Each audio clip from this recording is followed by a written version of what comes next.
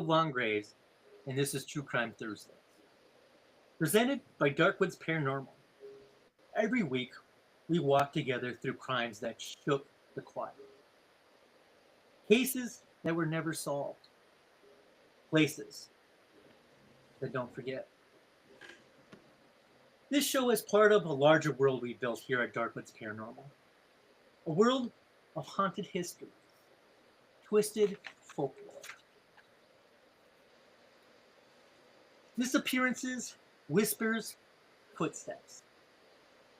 And the things that stare back when you look too long into the dark. If you've been with us before, you know we don't just talk horror. We talk history. We talk fact. And we give voice to the places most people avoid. If you're new, welcome to the descent. Now joining me tonight, visually just off to the side, is someone you'll be hearing from later. She's the voice behind many of our favorite standalone episodes. A sharp researcher, a grounded storyteller, and a vital part of what we do here, Raven Knight. Welcome, Raven.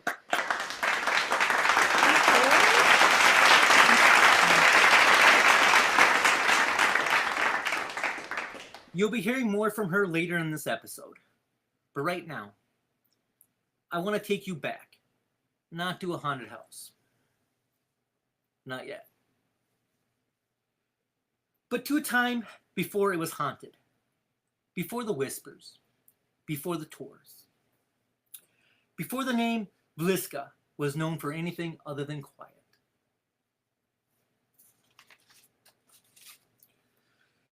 In 1912, it was the kind of town people wrote postcards about. Horses on Main Street. Sunday service at the Methodist Church. A place where you didn't lock your doors because you knew who built them. Tucked into a southwest corner of the state, Villisca was a quiet farming town. About 2,000 people. They knew each other's faces, knew each other's stories, knew when something was wrong just by looking across the street. And on June 10th, 1912, something was wrong. Very wrong. Jose Moore, Sarah Moore, and 4 children, Herman, Catherine, Boyd, and Paul. The Moores were respected, church-going folk. Jose ran the town's hardware store. Sarah was active in the Ladies' Aid Social. On the night of Sunday, June 9th, they attended the Children's Day service at their church. It was a big event. The kids had practiced for weeks. They wore their Sunday best. Recited verses, sang hymns, and afterwards, they walked home. Along with 2 guests, Lena and Ina Stillinger. They were sisters. They were 12 and 18. They'd been invited to spend the night with the Moores. 8 people went to bed in that house that night. No one locked the doors. No one thought to check the sheds. No one imagined that someone might be already inside. Someone watching, someone waiting, with no intention of leaving alone or anyone alive in that house. Sometime between midnight and 5 a.m., someone entered the house at 508 East 2nd Street. There were no signs of entry, forced entry. The doors had been left unlocked, just like they always were in a small little town. The killer didn't bring a weapon. He found one in the backyard shed, Jose's own axe. And then he went upstairs. Jose and Sarah Moore were in the master bedroom. The killer started with Jose. He was struck 20 to 30 times, so violently. His face was unrecognizable. Sarah was next. One swing, then another. It was overkill. Rage. That didn't feel random. Then, the killer turned to the children. Herman, Catherine, Boyd, and Paul. All found in their beds. All struck in their sleep. Then he went downstairs to the guest room. Leah and Inan Stinger, both girls were found together, but Leah's body told a different story. Her arms were raised, defensive wounds. Her nightgown pulled above her waist. There was no signs of sexual assault. But the way her body was staged spoke volumes. The coroner believed she was awake when she died. 8 people, 4 of them children, murdered in their beds. All while the town slept. On the morning of June 10th, the Morehouse was silent. Mary Peckman, the neighbor next door, noticed the laundry had been taken in. No one was out feeding the chickens. No one opened the curtains. She knocked. There were no answers. She tried the door, which was strangely locked. She called Jose's brother, Ross Moore, who used the spare key, and he stepped inside. First the parlor, 2 small figures under a sheet. Then the stairs. Upstairs, 4 more bodies. Then Hosea and Sarah. So much blood. It had soaked through the mattress and dripped into the floorboards. Ross stumbled out of the front door. He said one thing. Something terrible had happened. The police arrived within a few hours, and so did the townspeople. Word spread like wildfire. And a dozen of people walked through that house, stepped through the blood, opened doors, moved objects, contaminated the crime scene. One man reportedly tried to chip a piece of Jose's skull from the wall.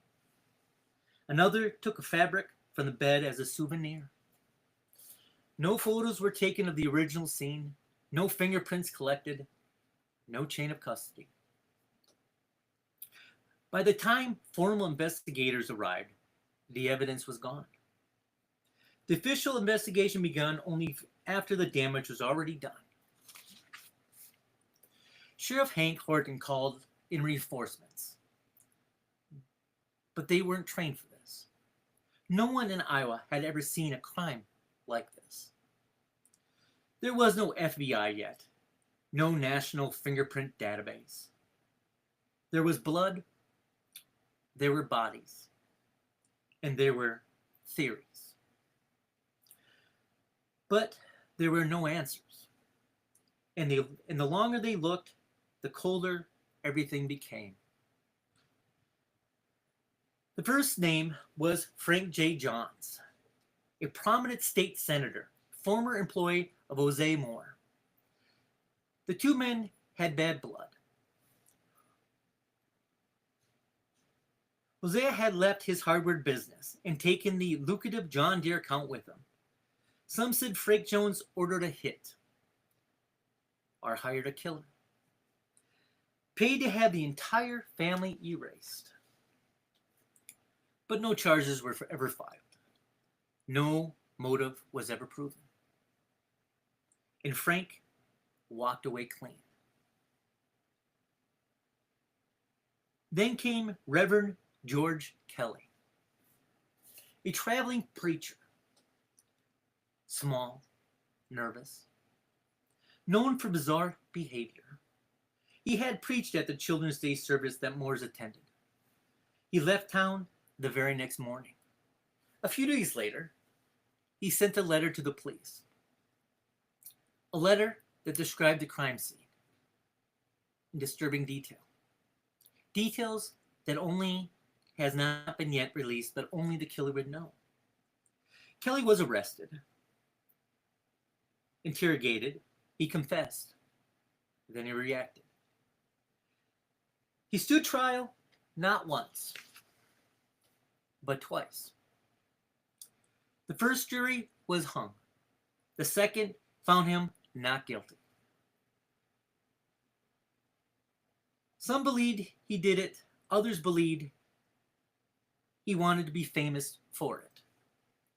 Either way, the court that year let him go. Other suspects came and went. A transit, a known serial killer named William Mansfield, a jealous lover, a drifter of the rails. But none of them were ever convicted. And over a century later, still no closer to the truth. Now, before I continue, just a quick note. We are live tonight, right here in the layers. So if you've got any questions, thoughts, something you've heard that caught your attention, feel free to message us. We're watching and we'll respond. So far tonight, we've walked through the facts, the family, the crime, the failure to find justice. We've seen a town caught off guard, a crime scene corrupted, and a killer who walked away into the dark. But what does it all mean? Over 100 years later, we are still telling this story. I want to bring someone into the conversation tonight. You've seen her just off to the side. And if you know Darkwoods Paranormal, you know her voice, Raven Knight. Rave spent time researching this case herself, and she told the story through her own lens. I want to ask her a few questions. Just insight from someone who's looked at this case through her own eyes.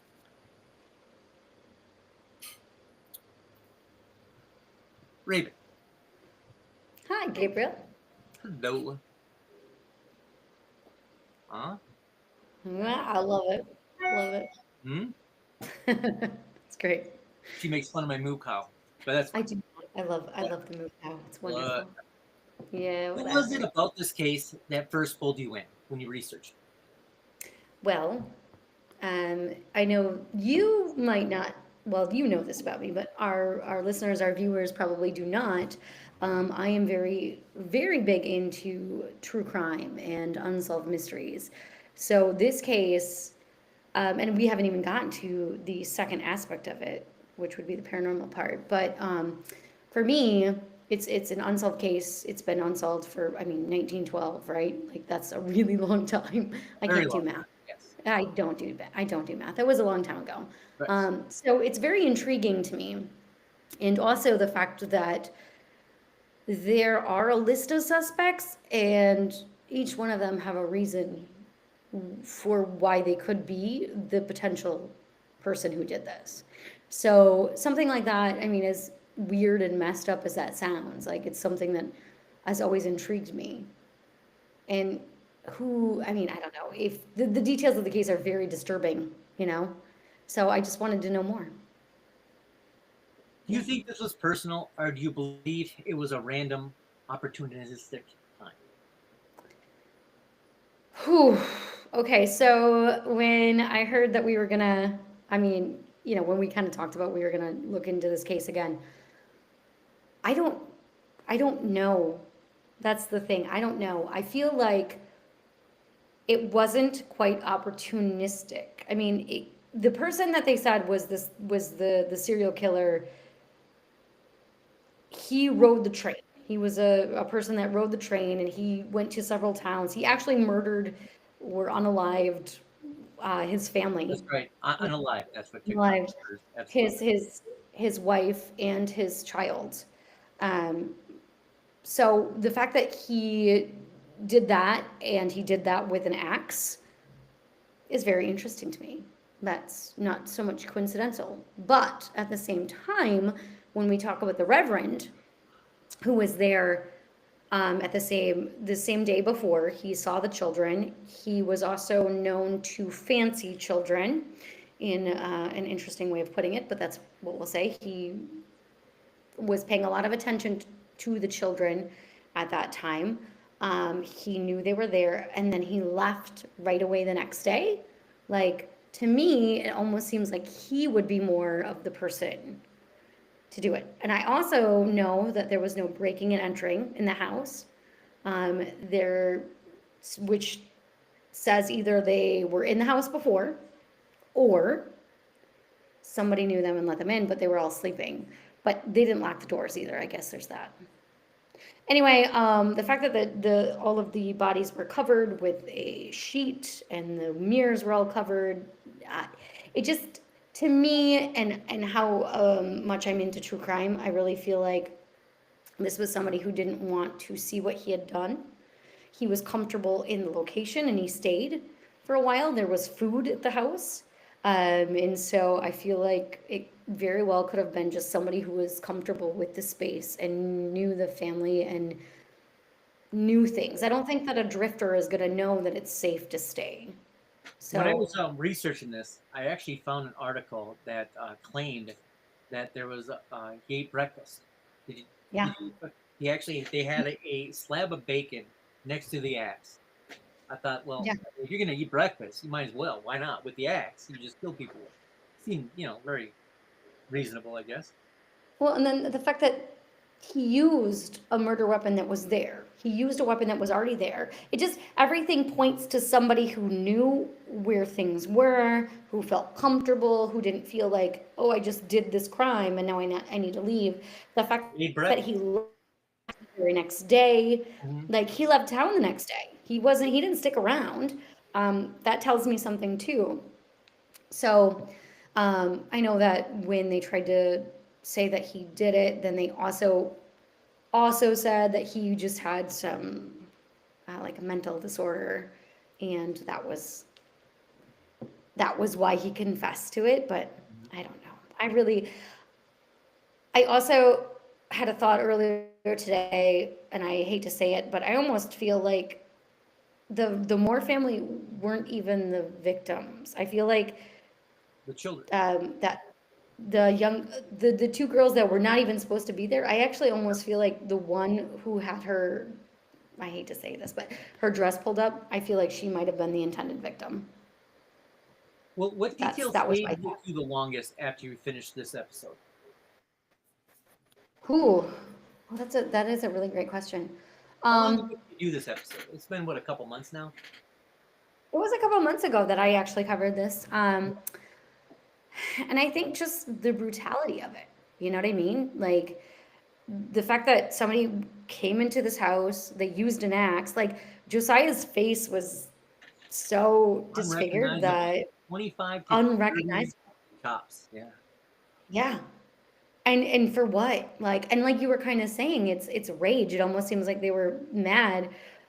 Do I think, I mean, that being said, that would point to his ex, like the person he used to work for, but I The don't guy think that it was took that. the big John Deere Yeah, account. why would you kill the entire family then? Why would you do that? Like your grudge isn't really against the family, it's against Josiah. Absolutely. But I think that's what stuck with me is just the brutality of it all and that somebody could legit do that, you know? Well, do you think the way the crime was handled set a precedence, or was it just simply chaos? Oh, it was chaos.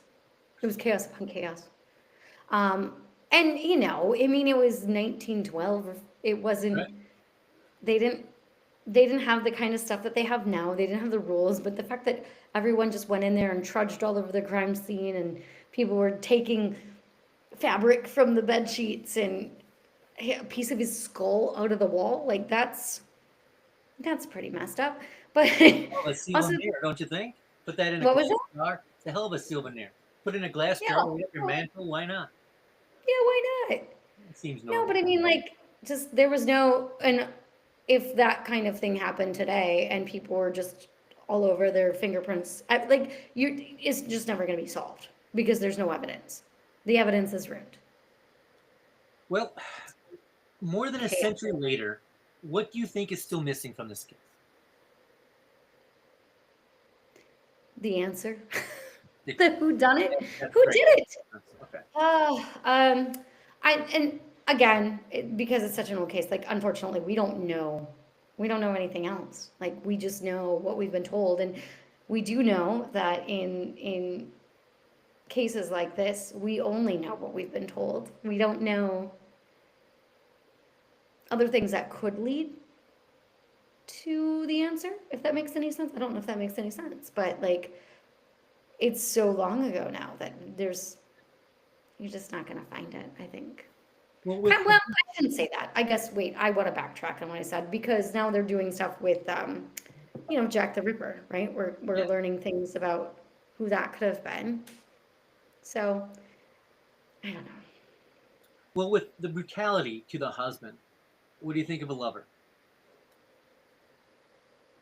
I don't know if he was a lover. You mean the train guy? No, I meant the wife. Oh, oh, I mean, he seemed to took the blunt of it, right? 20 to 30 whacks to the face.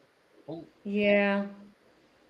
See, well, that means like a crime of passion or rage. right. Well, that would be a crime of passion.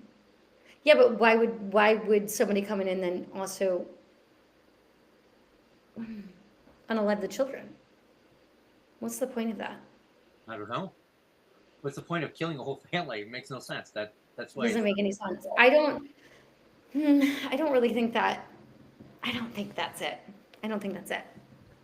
Who do you think did it? If you had to guess, Okay.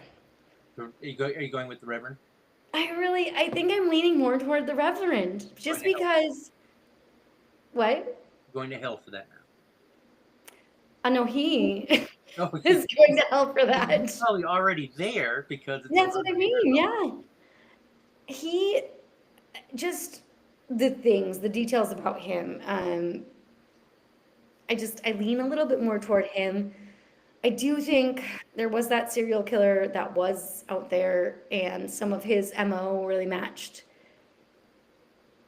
what happened in this case with an axe, and like he would ride the rails. But unless you are just the most nonchalant serial killer out there, and you're like, it's fine.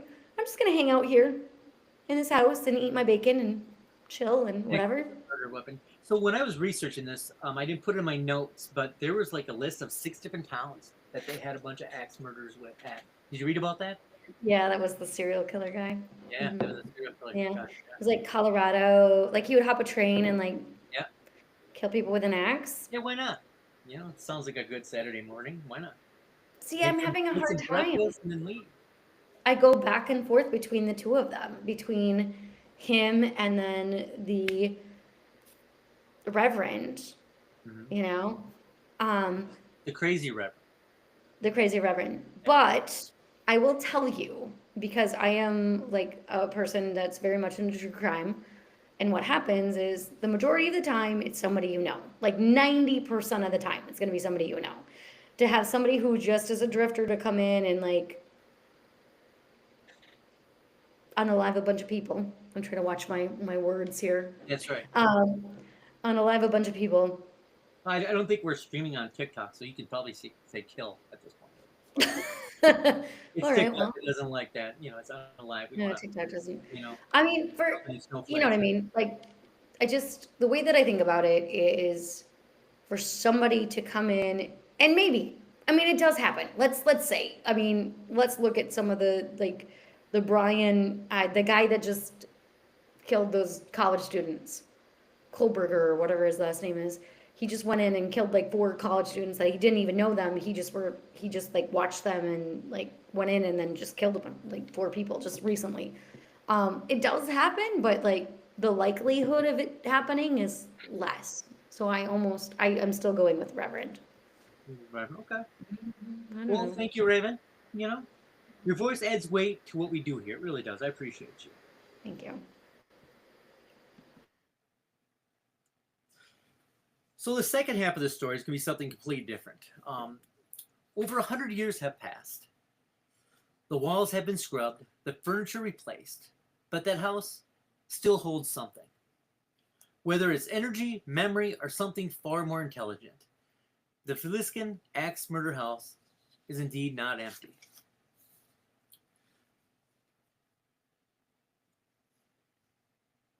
Since it was restored and opened for tours in 1994, visitors and investigators alike have been reported. Things they can't explain. Lights turning off, doors opening, EVPs, shadow figures, cold spots, disembodied voices. We always love those, don't we, Rick? Batteries draining, and something more disturbing than all of that. Direct interaction. Sounds kind of familiar, doesn't it? The ball that moved. When you did your research, do you remember hearing about the ball? I read lips pretty good, but if you turn your volume on, that might work a little better. Sorry, I was trying to check our YouTube okay. comments. Your lips are great. I can read them. You said not really. Hi, everyone. Yeah. I don't know. I don't think I've heard anything about a ball. Okay. I will explain that. Oh, please do. In the children's bedroom, a red rubber ball is often left in the corner of the floor. It doesn't always move, but sometimes it rolls all by itself. One investigator team reported setting a camera on the ball for 20 minutes. It didn't move. Then, without wind, without vibration, it rolled 3 whole inches. It stopped and then rolled again toward the bed. The camera shook. The investigators left the room. They returned to find the ball back in the middle of the floor. And then there are scratches. Multiple guests have reported leaving the house scratched. Long, thin marks appearing in real time. We've seen that a couple times, haven't we? Mm-hmm. We have. Yep. Which is interesting. Doesn't that normally signify a malevolent spirit? It does.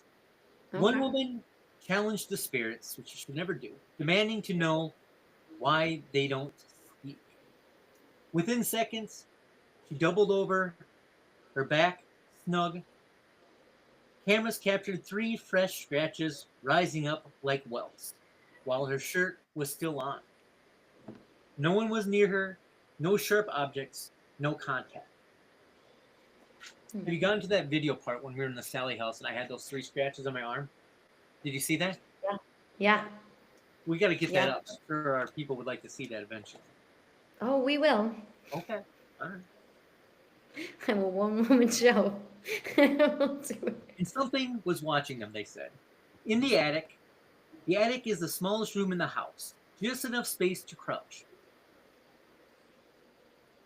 But that's where some people believe the killer waited. Do you remember reading about the attic and they found cigarette butts? Do you remember that? Yes. So when I was researching this, they found cigarette butts in the attic, and they mentioned it like 3 or 4 times. To me, that would have been a big deal, but they didn't really search too much into that. But at the time, the crime scene was already corrupted, so, somebody out there smoking cigarettes, watching, who knows, I mean, that's usually what that would mean. Somebody's laying in wait in the attic. Yeah. Well, that's where some people believe the killer actually waited. Evidence found that included cigarette butts, footprints, indentations in the wood, like he was there for a while. As someone had crouched there for hours, listening, waiting. And today, people still report hearing sounds above their heads, shifting and pacing a low knock, just above the ceiling. Excellent. I don't think that's cool. What do you think? I don't think that's cool either. I don't think we've heard any. I've heard 3 knockings before in a place. Have you ever been around and you heard 3 knockings? I have not. Well, wait, I don't know. And I say it that way because I know in the Sally house, you and our good old friend Parachum might have heard some knockings. Buddy. Yes, downstairs in the kitchen, right? Yeah, that was in the kitchen by the basement, which we couldn't go in, which is really unfortunate. But I have not personally. Well, all houses remembers. A town forgets, but the Bliskin axe murder house hasn't let go. Investigators still walk out changed. The lights still flicker, cold still clings to the stairways, and voices still beg not to be alone. So I have a question. The house just changed ownership. Okay, Didn't someone just buy it that? did. So in 2024, there was a company, from what I understand, that bought it. So I don't remember the name of the company, but there was a husband and wife, I believe, that owned it prior to this, who were historians in Villisca, Iowa. And so now it's changed hands in the last year. Well, 8 people, their lives ended in one night. Their story became a tourist stop, didn't it? Yeah. Why do you think they didn't burn down the house after all that? 100 years, you think someone would have? So my thought, I don't think I think what they were trying to do here is preserve the history of what happened there. Now, you and I both know, and I was kind of wondering if you were going to bring it up, that when tragedy or something like this happens in a space, it holds on to that energy, right? So the reason I think why they kept it is because they're trying to preserve the history of what happened there, even though the history of what happened there is this terrible tragedy where 8 people died, you know? I don't know. I feel like, would it have been best for them to demolish it? Maybe, but we also know that the land then holds it. So would getting rid of the house actually help? I don't know, but Well, speaking of the I think land, that's why they kept so, it. Yeah. so the monster Jeffrey Dahmer. You have a chair, you claim, but you don't. But you claim. Remember that chair in the closet's a red chair, whatever. I do have a chair, Gabriel. Okay, yeah, you have it. Okay. This is going into a clip, by the way. Uh, I have a chair. I will show you. I won't touch it. I have not touched it to this day. the chair, yes. We Ask actually my, met a guy you that will call my dad right now. tell your mom. Tell her I said hi. No, not my mom. We'll call my dad. Tell your dad. Tell your dad I said hi. We And actually then met he'll a tell guy. you that I beat him in arm wrestling. He will tell you right now. We're not. It's a true story. Anyways, we actually met the guy that made Jeffrey Dahmer a sandwich when we were doing the interview with Shaker's Bar and Grill. So he goes, "Come on downstairs. We just got them talking about all kinds of paranormal stuff. Shaker's Bar and Grill. If you want to, start Milwaukee, advertising with us, Wisconsin. you welcome." So he actually came down and he told his story about Jeffrey Dahmer, and I'll get to why I bring up Jeffrey Dahmer in a second. Talk about spaces and land, right?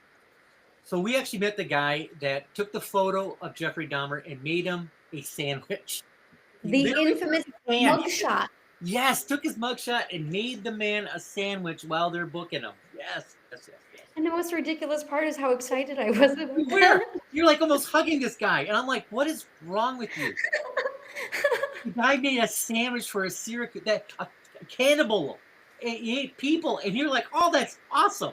I'm like, He apparently also eats bologna sandwiches. he does, and he likes to sit on benches just a little bit taller than all the other ones. Remember, we were told the story. Yes. Forgot about Tell that. the story. Tell the story. Which part? The one about the benches, and he always chose the one just a little bit taller. The bar stools. Yes. But he also had like a special spot that he would Yes. sit at the bar. Yes. It was always like his spot. And he only wanted to drink drinks that were served by men. That's right. Not And by women. and he drank his drink of choice was the drink of choice of all serial killers, wasn't it? Was it? Well, what's Do the you drink? remember? I was like, do you remember what it was? It was I gin, know. right? It was gin. He drink Yes, it was gin, gin. yes. And then you Yeah. said, "Oh, all serial killers drink gin," and I'm like, "Well, that's somebody that's not going to be marketing with us. Thank you for that." I did Well, not say that. so But the have you reason, ever, you've never had gin. well, God, no, I've never had gin. Yeah, it tastes like pine needles. Well, why would I want to? I just go suck on pine needles. Exactly. That's why serial killers drink gin. The reason That why seems I like a bring good up marketing thing, doesn't it? it does all serial Serial killers. killers drink gin. We should make that. All serial killers. Yeah. The reason why I bring up Jeffrey Dahmer and you talked about land, right? So didn't they burn down the entire apartment complex and made a park out of it? They did. They demolished that. But okay, let's think of why. Why do you think they burnt or they demolished that whole building? Well, how the hell are you going to rent out any apartment associated with a building? Yeah, Bingo. kept the house. Okay. The So, so if we think about that, no one's gonna ever want to live there. No one's ever gonna want to live in that apartment complex. First of all, second of all, that place. Let's be you, fair, you imagine how Gabriel. much it stunk with all those dead It bodies? stunk. That'd be It terrible. stunk. He was keeping body parts in the fridge, and it stunk, In a and it was plastic container in his bedroom, according to a Netflix movie. Yeah, not. Which we know Netflix took it some. wasn't very What do good. you call that? Yes. What's your word for that? You have a special word for that. Artistic liberties, I believe. There it It's what the word that we use. There it is. Yes. Netflix took some artistic liberties when Yeah. they did the Jeffrey Dahmer story, for sure. But no one's going to live in that apartment complex. So it was in their best interest to demolish and then just make it like a park. It's supposed to be like Couldn't a, make money and off I think they can't, yeah, they couldn't make any money. What about And that one guy? What was it? It's been 10 years now. That animal that kidnapped those girls, kept them locked up in a bedroom, had babies with them. Remember that? Didn't they tear Mhm. down that guy's house too? And he unalived himself like within like I don't know a few hours in a cell because I'm sure Yeah. he's having a nice toasty time. Back there, just like But they burnt that place down too, didn't they? I think they did. Man, that's some cheap real estate. If you want to buy a house, I'm sure it's still there. I wouldn't do I it. guess we didn't really look into what happened immediately after what happened because okay, again, we're going all the way back to 1912. We don't know if in 1912 they sold the house again after they cleaned it out or whatever. Like, all we know is that somebody from the historical society in Villisca, Iowa was like, hey, let's preserve this. This is a historical landmark. This was a huge deal for the town. Like, this town is a small town. It didn't have like these kinds of things happen, of course. And so they have preserved it. And let's be honest, and let's just say, I mean, they are currently making money off of the house. Yeah, but they do that with every paranormal property. The Sally House, what is that? $800 to $1,000 for a night. Mhm. Unless they're the who owns that property? I think it's the historical society. Wasn't it yeah. So, and that's the thing, like, that people might not realize about these places that we go and investigate too. It's not like you can just go in there and They waltz want in and be like, money. hey, we want to come and investigate your property. No, Yes. they're like, for some cha-ching you can, When we were you know. looking into the Jefferson prison, I think that was only like $800 for like I don't know 6 hours. How cool is it? We should go there. I I still, sit right there and eat some Cheerios or something. How cool would that we'll be? pay it. Yeah. I mean, okay, we say all this right now, knowing that we're full on gonna pay this kind of stuff. Right. I mean, it's gonna happen, but the fact is that if you're asking why they demolished the Jeffrey Dahmer place and will not demolish a place like the Villisca Axe Murder House, well, because they can make money off of that, and they can't make money off of the Jeffrey Dahmer place. And actually, oh gosh, I don't want to say it, but No, say it, though. I was gonna say it's in bad taste. You always say things of bad taste. Just do it.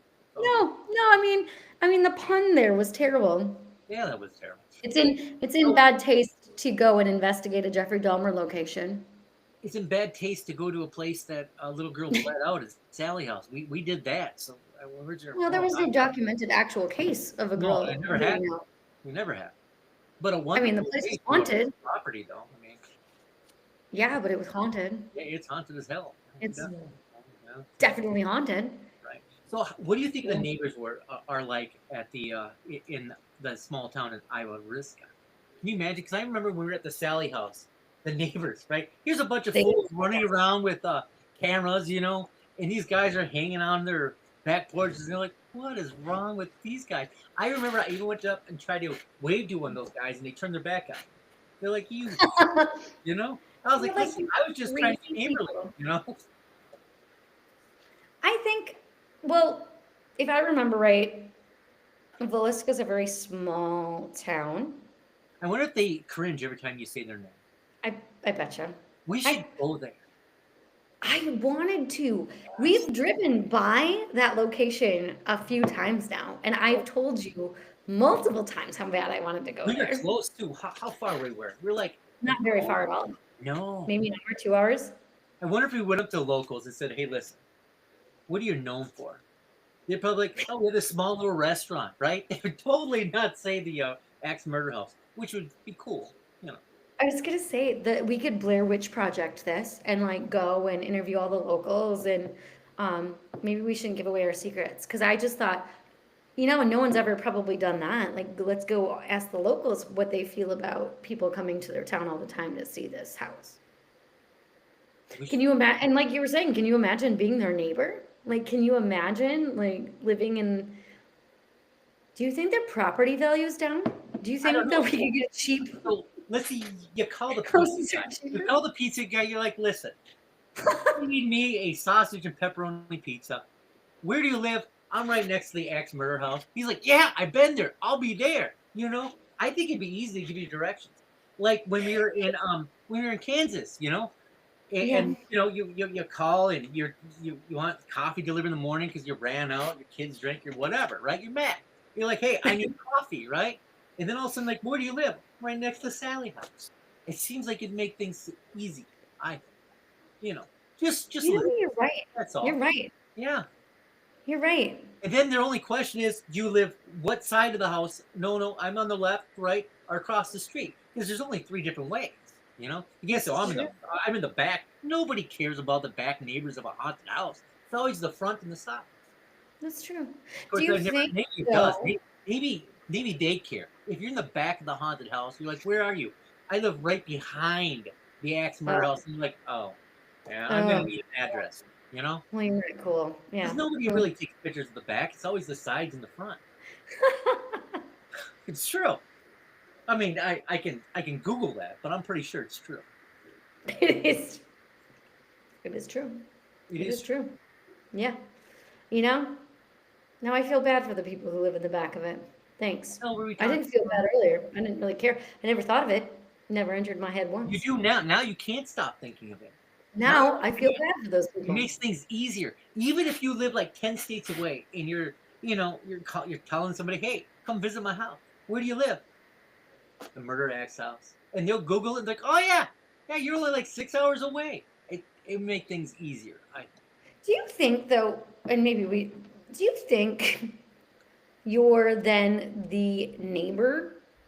You're now known as the neighbor of the Villisca Axe Murder House? Or the Sally House? Or Maybe. whatever house? Do you think that's like you go into the grocery store and people are like, uh-oh, it's the person who lives next to the Villisca Axe Murder House? Or do you think they're like, hey, you're the one who lives next to the Axe Murder House? I think it'd be funny. I mean, I would. We'd follow the neighbors and like throw holy water on them, just see what happens. Like, "What are you doing?" I'm like, "Oh, you live next to the scary house." And they're like, "What?" I don't think we can do that. I don't think we can just start throwing water on people. If they don't start. I don't think we can do that. We can. I feel like I can get away with that. I can get away. if people know the answer to whether or not it's okay for us to throw water on people, they should tell us. Oh, nobody's listening at this point. They all went away. No, we have listeners. No, We they do. fell asleep for sure because there's no way. They're like, "This guy's They were talking like, addresses." guys, we lost you. Did I ever tell you? Oh, and did I ever tell you about that story where I was sitting in a bar and I was talking about Ted Bundy, and I was literally like having a full-on conversation to somebody about Ted Bundy, and I was talking about all of these details of Ted Bundy, and my friends were coming up behind me, and here I'm talking to somebody, and I'm not seeing the people who were like behind me in the bar, and apparently they were like, because I was talking all about Ted Bundy, they all thought I was crazy. That's why you have Did I no ever tell you friends. It's fine. this is true. It's You fine. are my only friend. You Maybe and Chumming. that would be a good time to promote our friends. Chumming with the Spirits, the only true friend. I said you and Chumming. You and Chumming with the Than us, Spirits. you know. You're only friends. And they're like, not anymore, guys. They're like, we really need to block these fools, is what they're saying. I still think it would have been funny to call my dad and verify the fact that we have a Jeffrey Dahmer chair. But that's for a whole other Continue. podcast. Okay, call your dad. He's not going to. I'll put him on speakerphone. You don't have a Jeffrey Dahmer. Anyway. I do too. Go to the Axe Murder House, I think. I think we do too. Or at least become friends with the neighbors.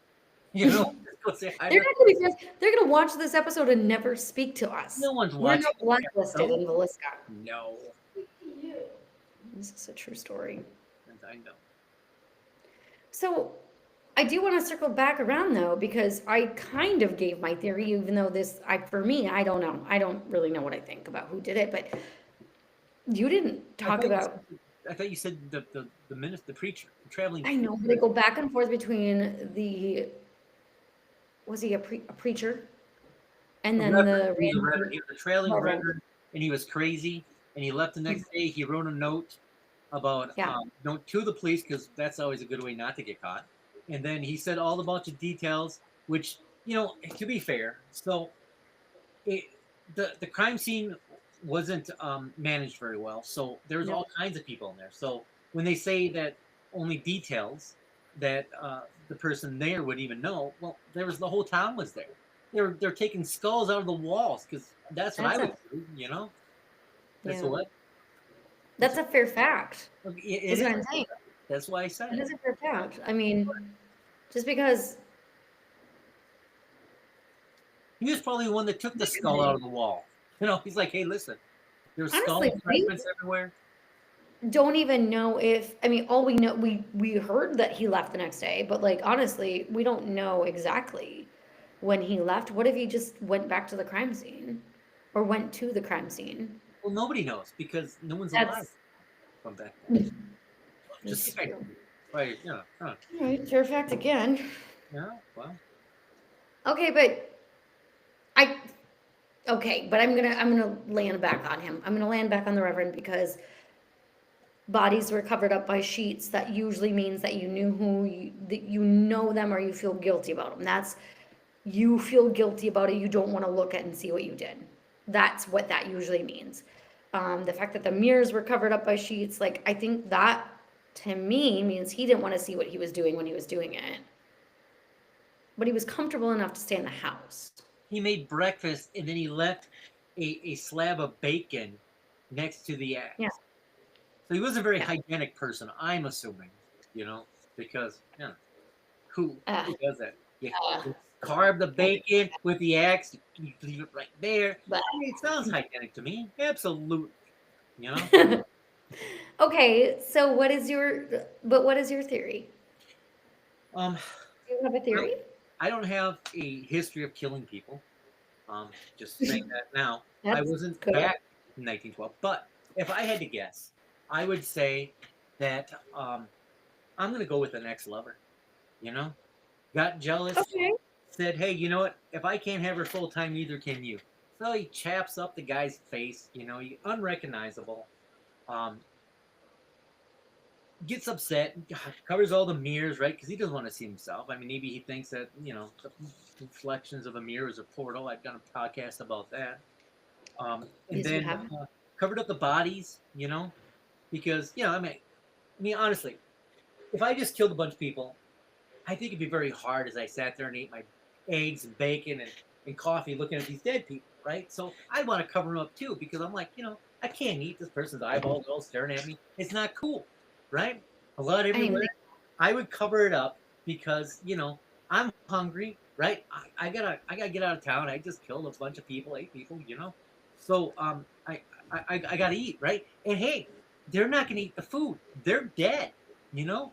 So he decides I'm gonna have breakfast. Maybe he had orange juice instead of coffee. I don't know, right? They have the orange juice back in 1912. I was gonna say, do they have coffee back in 1912? I don't know. The little Chuck Wagons with the little guy, grinding away, had the funny hat, smoking a pipe, cooking coffee. I don't know. The movie. Seems like your kind of guy. Right. Yes. But Mhm, I'm okay. assuming I think it was a lover. I wasn't there. But I wasn't blaming you, by the way, just so you know. well, thank you for making that clear. I didn't think it was you. You're like, it I wasn't don't me. I think wasn't there. you I wasn't either, alive. Raven. Look at that. We're innocent. Yeah. Yes. Aw. It was actually me. Yeah. I was there. Yeah. But Mm, I'm assuming mm. that it was a lover. Covered up all the bodies, started feeling guilt. Hungry, you can't eat. I mean, who could eat with a bunch of blood everywhere? So I think it was the next lover. Hiding up, smoking cigarettes. Which Okay, but they I found feel cigarette butts in 1912. They were rolling that stuff. I don't think they had cigarette butts in 1912.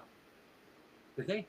I'm gonna look that up. Yeah, I'm just see, and that's where this is This is where radio and TV. It's great. I'm just we have it's totally fine. it's I fine. this is where we have the problem though. We don't know any actual detailed details. Older cases, I love older cases because there is this opportunity to sit and go, well, it could be this and this and this. I mean, I love an older case. Don't get me wrong. The problem with older cases is that we have no way to actually like verify some of the stuff at all. Like Well, cigarette butts weren't invented till the 1940s. okay, so no cigarette butts in the attic. So maybe they just added that part. Or maybe, I mean, you can't smoke cigarettes all the way down, right? I mean, unless you had like a roach, but then, I mean, then you're smoking pot. Can you say pot? You can say pot. So, I'm actually surprised you even know what that means. what? Cigarettes? No. Pot? You said roach. Because I was, where? Is that what you're saying? Great. yeah, little rounded edges, just Hey, little ones. I have a cow cup. That You means do. some part. I Some part. don't know what that means. It means I have a cow cup and I drink coffee. It means absolutely nothing. If we had So, any listeners, they're gone for sure now, by the way. I'm just saying. no, we're adding more because we're so fun. Um, what I think though, that's a very interesting. mi- Again, we don't know when he covered the stuff up, right? Wait, maybe he did cover Well, the I bodies guarantee you it's afterwards. before he ate breakfast. Yeah, And he maybe he probably just. washed his hands, changed his clothes. Probably did launder. While you were there. Searched for money, stole some alcohol, and got out. I don't know. So That's the what I other problem with this whole thing, right, is that what was it, 25 times that mean, he 20 to hit 30. Josiah with the axe? Yeah. To his face. So, Right, so, okay, I'm assuming that Josiah and his wife are sleeping in the same bed, and yeah. he was able to hit him 25 times without her waking up, or anybody else in the house waking up? That's a fair point. So let's say I'm sleeping next to my spouse, or I'm sleeping next to somebody else's spouse. It doesn't really matter. Could be anybody I'm sleeping next to. If someone's getting whacked 20 to 30 times, I'm probably gonna wake up. You I know, mean, you hey, could be a oh, heavy it's all sleeper, red. but Oh, it's all blood. I would probably wake up. There's got to be some screaming. If you hit him that many times, he probably was squirming. You know, I mean, there's no way that you wouldn't wake up. I mean, okay, just the initial, you're gonna probably, unless, well, okay, wait, let's take it back. Unless the initial hit was right to maybe to the face. Yeah, okay, all right, maybe not. He wouldn't be, but she still, I don't see how she didn't wake up. Or anybody else. The only sign of somebody being awake was that younger girl. yes, and she had wounds like she was trying to cover her face. Who had defensive wounds. Yeah. So, huh. Are we sure? I mean, again, we're not even sure if he was first. I don't think they just. I Yeah. don't think they could tell I'm that. just. Rigor mortis, maybe. I mean, maybe 1912. No, rigor mortis. How long That that is? I don't know how old that is. So, takes a while. yeah. Yeah. So what do we have going on next? Right? Well, I mean, so Sunday we are going to talk about some more things paranormal. We all things paranormal live, and hopefully we won't put anybody to sleep. That's not the goal. However, be the target most times, so it's fine. No. Huh? Sometimes. What are we talking about on Sunday, Gabriel? What are we talking about on Sunday? We are talking about all things paranormal. What do you want to do on Sunday? I don't Maybe we know. should get you in the audiences. If you leave a message, we'll come up with something on for Sunday. I was going to say that, and also next week at this time, we will be in Marquette, Michigan. We're on our way to I'm Marquette. really looking forward. I've never been to Michigan. I'm looking It is forward. beautiful. I love lighthouses. I mentioned all souls lost at sea goes to the light, and I hear that you told me that whatever's in the lighthouse likes women. I am It likes prepared to wear a dress just to see what happens. Really? I'm not shaving Do you though. want to borrow one of mine? I got this. I can't get rid of this. You know. Do you But want, but no. Keep your facial hair. But do you want to borrow one of my dresses? absolutely can. not. I'm a little bit. Oh, what's the word? Rounder than you. So I don't know if I could fit in one of your dresses. So. Oh. But didn't you tell me when you spoke to the paranormal group that we'll be with, and what's their name again? So it's Uper Paranormal. Uper, I like that. It flows up. Uper, because they're from the UP. Paranormal, I like that. UP, yeah. And they said that whatever is attached to the lighthouse likes women. No, that's the story of the supposedly or allegedly, however you want to say it. There is a little girl who haunts the lighthouse. Why is it always a little girl? I don't know. Sally House, the girl in white. I mean, it's always. It's or a girl. Apparently, we learned from our good friend the OG from Chumming with the Spirits that it's a girl in green, right? Isn't that in Europe? There's always a lady in green, a woman in a green dress. Why is it never a fat, ugly man? You know? Yeah. Just a big old fat guy walking around, scratching his belly button, drinking a beer. Well, it's always a woman or some fine, fancy gentleman that's wearing. I'm sure you've seen that meme. It's always a ghost from the 1800s and never somebody like who's quoting Britney Spears. You know? I can't. We're worried that I had can that say it Britney live. Spears. I don't know if I can say it live. We're worried that they had that Britney Spears bar. I wanted to go to that. What was the name of that thing again? That was in Kansas City. Yes, the Paracon. Yes. That was in Kansas City. I wanted to go to the Britney Spears bar. It was a bar Britney Spears themed. Yes. Yeah. What was it called? I don't know. Wasn't it like it's Britney bitch or something like that? Yeah, but I didn't know if we could say that. I just did. Twice, actually. It's fine. Canceled. That's why I was like, okay, so the meme, and everyone probably knows the meme. The meme is literally, why is it always a ghost from the 1800s and not somebody like, it's Britney, bitch. Like, why is the ghost that not was like? quite obvious, by the way. I at least hid my B word. You were like, oh, you're You did. Yeah. Well, I thought we were doing it. I said, if we're doing it, we're going all in. You know? We're canceled. I guess we're canceled. This kind of stuff? Probably not. What? The FAA? You don't have to worry about that. It'd be awesome if you got sued. $10,000 every time you swear or something like that. That'd be cool. No, so when I worked at college radio, it was 10,000, and this was college radio. That's great. And you would never have a job back there again. You know what I mean? Yeah. Well, luckily we're poor. We don't have to worry about that. It'd be great. The girl was jumping in the rocks and died and fell, and then she fell and then died. Okay. She was playing with the rocks. She was on the rocks and fell and died. She was jumping on the rocks and she fell in the water and she died. And now she just lives there and she She is hired, by the way. Researcher. This is my mini. Yeah, this is our mini researcher over here. Yeah, that's awesome. I like that. Well, I'm actually looking forward to the UT. Mom, she'll like you. She'll Everything that every time I look at things that any paranormal stuff, it always seems to be around water, our Yeah. families, that kind of thing. So Yeah. I'm actually really looking forward to that investigation. That'll be fine. So what else you got first, right? Once again, I'm good at reading lips. Give me a second. Slow it down. Oh, Don't take your time. Oh, no. I like Sorry. reading lips better. Go ahead. Can you hear me now? No, what? No? Yeah, I can. But I wanted to see how long we could do that. It'd be fun. Yeah, well, you're frozen in a smile over there on my end, so. You're frozen too for one. So, whatever. Oh, I was? Yeah, it's fine. Oh, okay. Well, why don't you bring us up? Thank everybody for hanging on, and then we'll let people go do things a little bit more important. I think this is fun.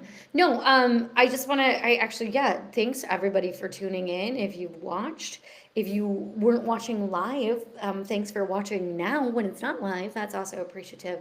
If you have any comments, questions, anything to tell us, maybe you have a speculation of who you think was the Velisca axe murder. I mean, we would love to hear it. This case, I mean, you asked me what got me into it, and I love these kinds of cases. I really, really do, Gabriel. But the other thing about these kinds of cases is they sit with me, and it just drives me nuts. Well, I wish I knew. I wish I had It's any. almost impossible to actually get the gravity of what happened, right? Because it is told so many times over and over and over. It's a small town. Yeah. The crime scene was contaminated with the whole neighborhood. I mean, the whole town, it said, walking through that, but there wasn't probably a lot of entertainment. So, I mean, that was the entertainment of the time,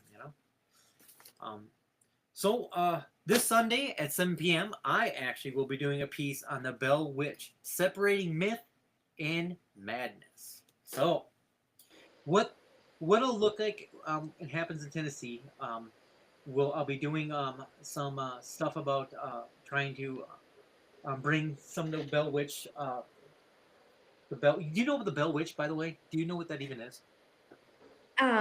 Yes, I do know about the Bell Witch. I have some details. I know our good friends. We'll shout them out again. Our good friends, Coming with the Spirits, did do an episode. Our about only the Bell friends. Witch. I mean, Only friends that we love very, very much. There's the barista that makes my coffee every morning. We're friends too, so man, it's fun. No, Oh yeah. I don't know. I don't get a discount. She just charges me more, so it's fine. Cool. But anyways, the Bell Witch. How does that work? Huh? How do you get charged more? If you met me, would you want to sit there and talk to me while you make my coffee? No, without charging me. I Absolutely. sit and talk to you on purpose all the time. I don't know what you're talking about. You sit there and have conversations about serial killers. So just saying. That you don't believe, apparently. I'm seriously going to get my dad on the show. Serial killers. Serial killers are real. Jeffrey Dahmer, which we met the guy that made a sandwich and shook his hand, and Which was more exciting grabbed one, than the chair. It was more exciting for me than the chair. Yeah, the chair And then in your attic, or this is the chair at the bar that we were at there. No. The chair that is in my parents' attic. Yes, that my brother used to chase me around the house with. Yeah.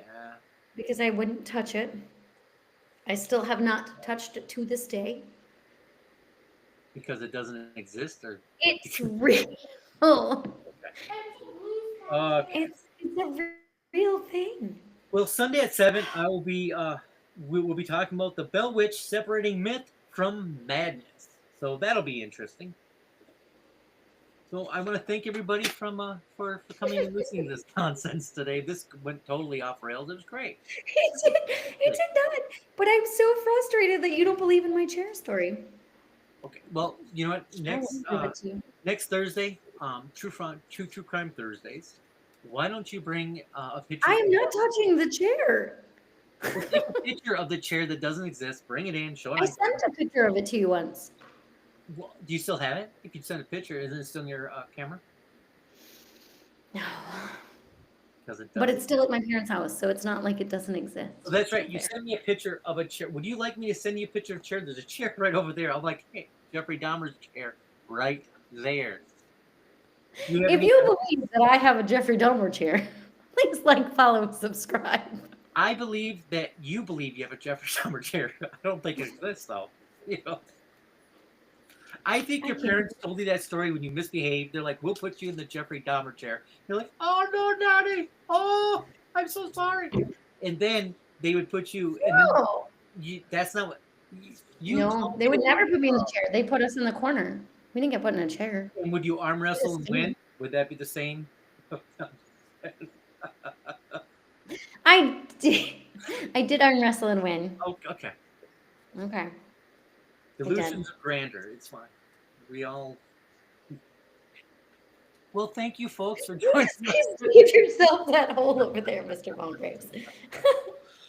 Ah. Oh man. Well, thank All you. right. Please join us this Sunday for the Bell Witch, separating myth and madness. It should be interesting. You just did that like 3 Yes. times. Oh, you make it rough today, Raven. I tell you, it's fine. It wouldn't have been rough if you would have just believed my story. Okay, I believe your story. You're a liar. I am alive. Anyways, thank you for joining us. Okay, so everybody, thank you so much for joining us here at Darkwoods Paranormal. Please go like, follow, subscribe, do all the things, share if you like what we're doing. We would definitely appreciate all the love that you can give us. And like Gabriel was saying, every Thursday and Sunday, so Thursdays we're now going to dedicate to unsolved mysteries, which are one of my favorite kind, even though they drive me insane. And then Sundays are all things paranormal. Next week we will be in Marquette, Michigan, investigating a haunted lighthouse. So Which we'll be will doing live, by the way, at least little portions of it. we will probably it will be a little bit different from this format that we're doing tonight. We will be in Michigan, so it'll be a little bit different. We'll be together, not on a separate, not separate. Separate camera, but I was like separate locations, but yeah, I don't know. And then we will obviously let you know what we find at this lighthouse, which will be very, very exciting. I think. I'm looking forward to it. I think lighthouses too. are cool. They have a really cool museum, to my understanding, attached to the lighthouse. It should be very, very pretty. We'll have ocean sounds, or not ocean, be rather a Great Lake sound. So feel free to join us. Thank you very much. Yeah, thank you everyone so much for tuning in. And as always, like just stay curious, stay aware. And do Stay stay safe. safe out there. Yeah. Bye.